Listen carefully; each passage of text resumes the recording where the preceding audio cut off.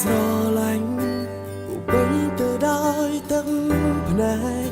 ពុបពេញទៅដោយស្នាមរហែចិត្តនេះឆ្អែតនឹងរឿងស្នេហា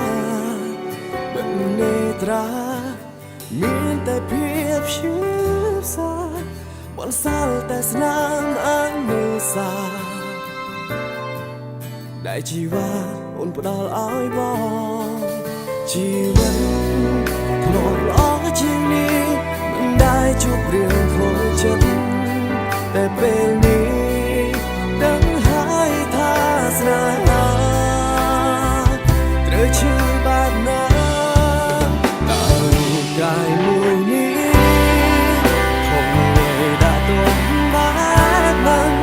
យើងខំតែរំពឹងថាបានក្បែរស្នេហ៍មួយជីវិត